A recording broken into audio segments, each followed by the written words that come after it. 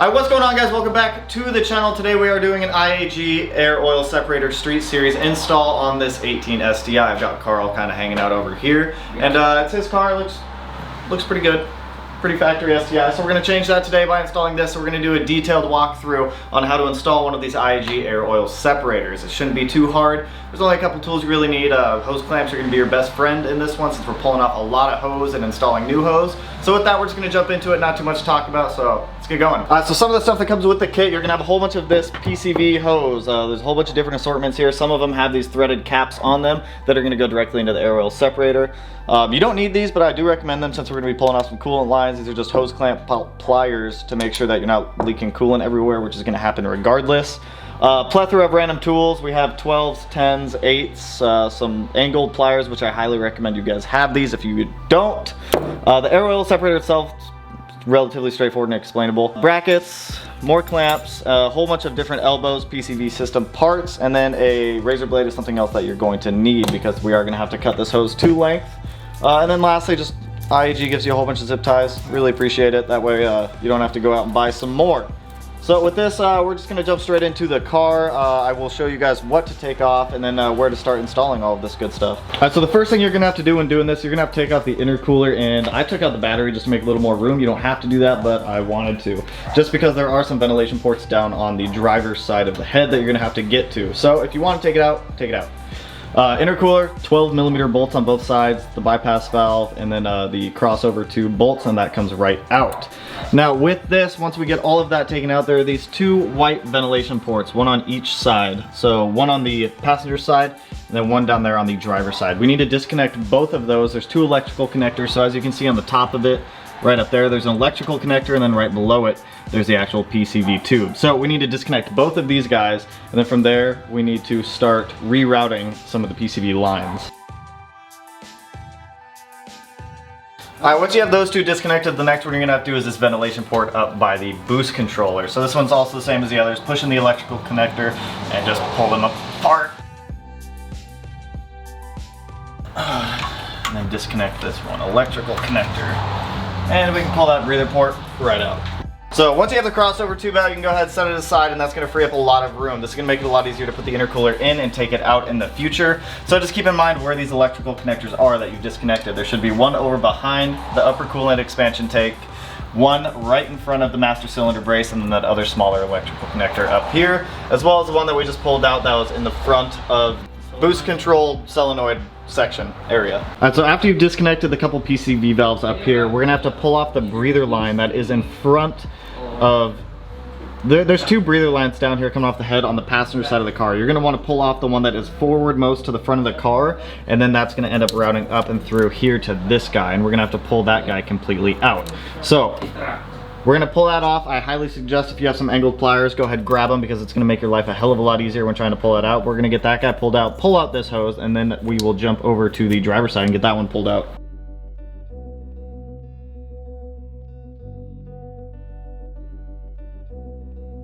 Alright, we gotta pull off the throttle body next. So there's two electrical connectors on here that you're gonna wanna unplug just to give yourself some more room. The one up top, go ahead, just move it aside, set it by the bypass valve, and another one on the bottom that controls the actual throttle body. So with those disconnected, you're gonna need a 10mm, and you're gonna have to pull off the 4 bolts that hold the throttle body to the intake manifold, and there's one coolant line under here that we're gonna have to take off.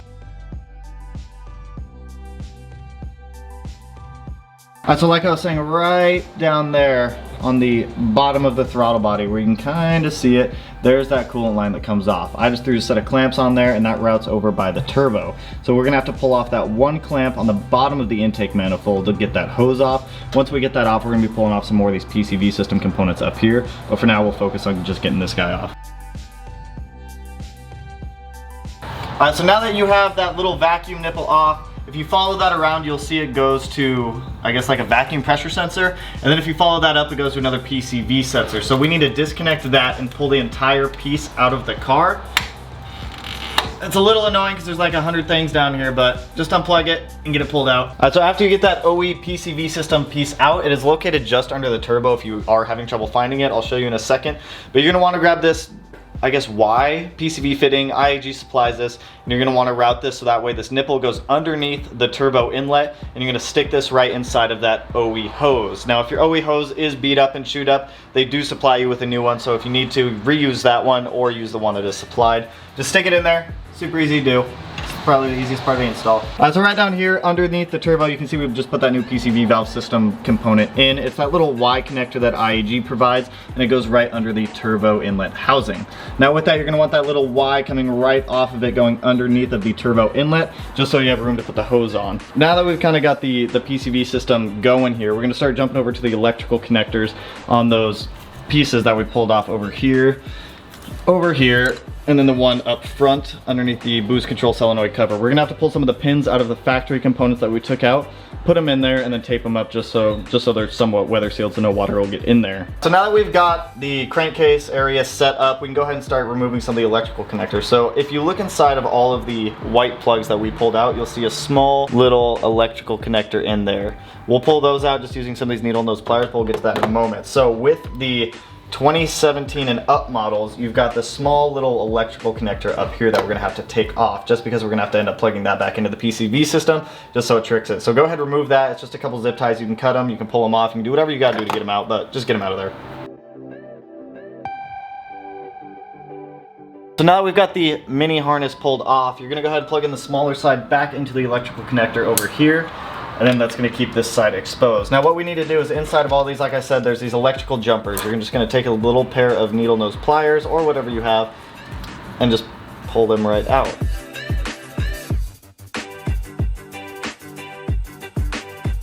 So once you get all of these small electrical jumpers out of each of the white PCV valves, we can go ahead and start plugging them back into their corresponding areas. So the small harness that we have over here, you're gonna take one of those jumpers, you're just gonna plug it straight in, just like that. Once you have it in, you're gonna just cover that up with electrical tape. I'm gonna go around and do all the ones that we need to hit, cover them up with electrical tape, and we'll keep going on this. So once you've got those two passenger side, this long one over here, and this one right here, you're gonna go ahead and grab that white PCV connector from which we pulled off down here. This one came off that little Y splitter piece. We're gonna go ahead and plug that back in. Make sure it clips in all the way, and then you should just have that white little nipple on the other side. I'm gonna grab the camera, I'll come up, I'll show you guys just exactly what we taped up, what we plugged, and what we plugged back in. So like I was saying, on the passenger side, here's that small jumper that we ended up plugging back in that one connector. We taped that up. We'll end up zip tying that back here somewhere where it's out of the way. The other one is right here behind the coolant area, right behind that coolant expansion tank reservoir. So we tape that one up, we'll zip tie it up and get it out of the way. And then the last one was this PCV port right down here. So that one, you just take off that piece, plug it back in, and then just leave that one nipple exposed. Now with all this, we need to start getting that engine harness back here moved out of the way so that way we get the air oil separator to fit. So that's gonna be what we jump on next. We're gonna have to disassemble some of these brackets, cut some tape, and then reroute it down and out of the way. Now that we're ready to move the engine harness out of the way, you'll see on the back side here behind the turbo that there's a whole bunch of black electrical tape bundling up that wire. What you're gonna have to do is take a small razor blade, cut that electrical tape. You gotta be careful so you don't cut any of the wires in the harness. Once it's cut, that'll give us more room to reroute it, but just don't be scared and don't cut wires.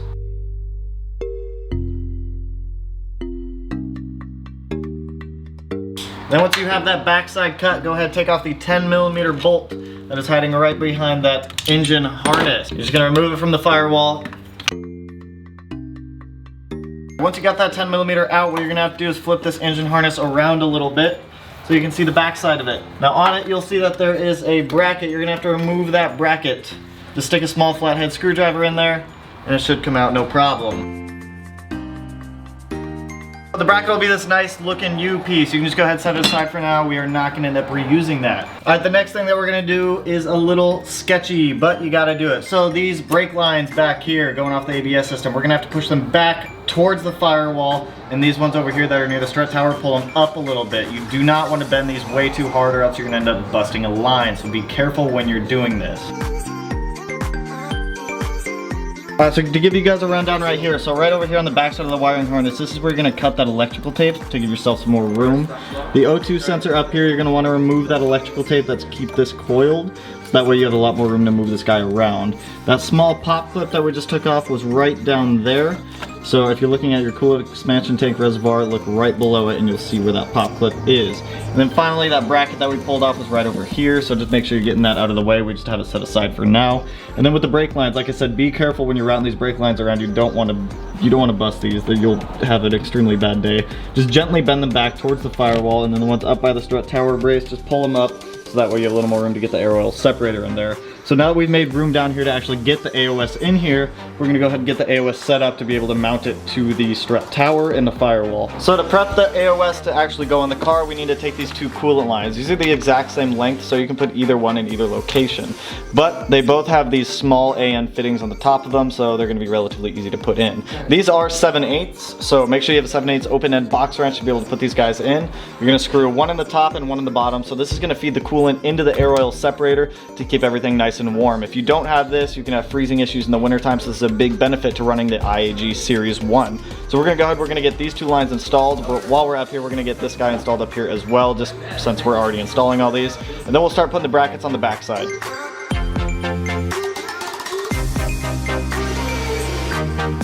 Now we've got the AOS hoses installed, we can go ahead and get the bracket put on. So on the back side here, you'll see a whole bunch of machined holes where you can attach the bracket. We're gonna end up going on these middle 3 holes and leaving the 2 top and bottom ones open. So you're gonna want the bracket to face downwards like so. And then what you're gonna wanna do is get the Allen key bolts that have been provided with the AOS and get those put in as well.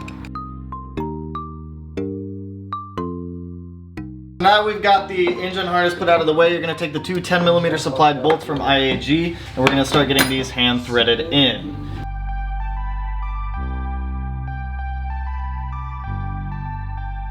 So next up, you're going to want to grab this small silver bracket. Now there's a square end and a circle end on it. The circle end is going to go where this 10mm bolt is down here, which I'll show you guys in a second. And the square end is going to feed into this engine harness. So what we need to do is slide this bracket into the side of it so it's facing up and it's locked in position like that. Next, we need to take off that 10mm bolt that's holding this bracket into the power steering rack. So as you can see here, we have our air oil separator bolted up to the firewall right down here. So if you look under those 2 brake lines that we bent, right below there, there's those 2 holes for that air oil separator mount in. As you can see, it's not going anywhere, it's pretty stiff. Now with the engine harness, like I said, there is that small power steering bolt right there. So you need to take that bolt out, get that bracket that we slid in, pushed in there, get that bolt back in, and then you just need to give this a good push down to bend it down and out of the way. So now that we've kind of got the fundamentals of everything where it's going to be mounted, we can pretty much start running the lines at this point. So these two, like I said, are coolant lines earlier that we installed already, and those are going to end up going up here to the upper coolant reservoir and down to the turbo down here on that turbo feed.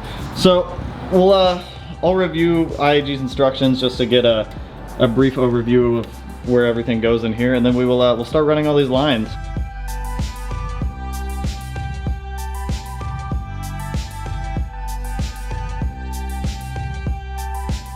Alright, so we have our top coolant line running out and then up to the upper coolant reservoir. Our lower coolant line runs down and then wraps up that turbo feed line right down there.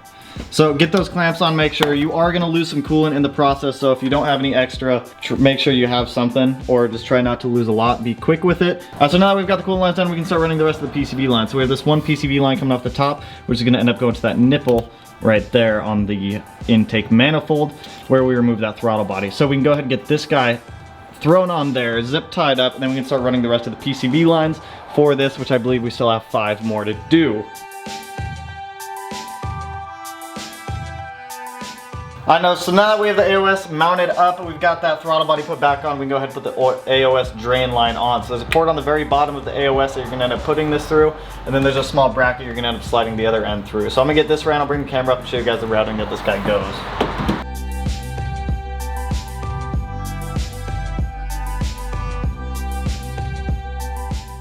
Okay, so that line was actually awful to install. So as you can see, okay, where'd the bracket go? So as you can see here, this line goes through that bracket, and then it goes down to that Y fitting that we have down there, routes up behind the firewall here to the bottom of the AOS, and that's gonna be your drain line. So now we've got the drain line ran, I think we have some of these other PCV lines to start running. We've got the 2 up top and the 2 on the bottom. So I'm gonna get going on those ones, And as I keep going, I'll show you guys the routing of all of these as they get done. The next thing on the agenda is getting the breather port put back onto that port that we have near the turbo, and then this is going to go over to the AOS. Now this is the 5/8 line. What you're going to want to do is cut 3 inches off of this, get that 90-degree elbow right there, and then just put the rest of the hose on the end. You're going to want to slide this over that PCV port, wrap this behind the AC lines, and get it on the bottom port of the AOS.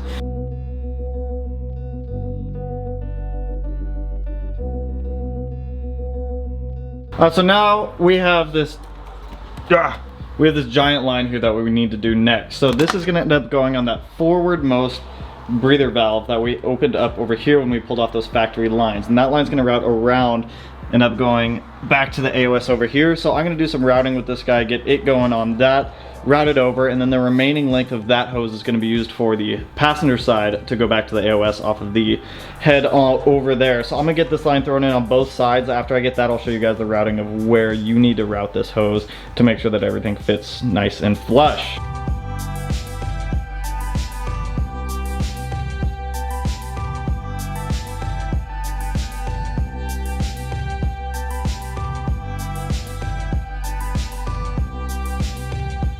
Alright, so to show you guys the routing, so we have our one breather hose down there behind the battery that we got on there. That line routes up right there and just goes behind the pitch stop over into that second to the bottom port on the AOS. Now that top one is a little more of a pain in the ass to get, as you guys saw.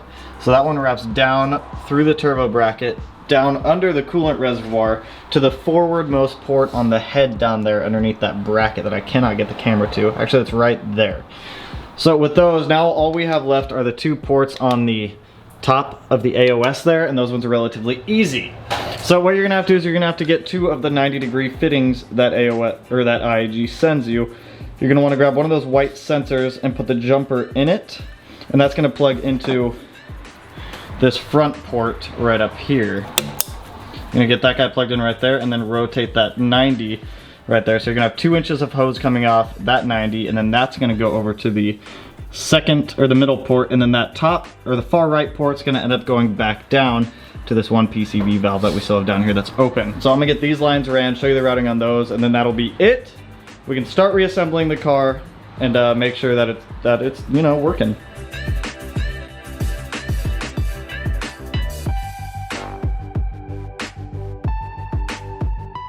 So here's kind of a recap. So we have the AOS installed right up here in the corner. We've got the 3 lines coming down. So the 2 that we just did on the right, one of them comes up, goes here to this front PCV valve. The one on the right goes down to that Y fitting that we have near the bottom.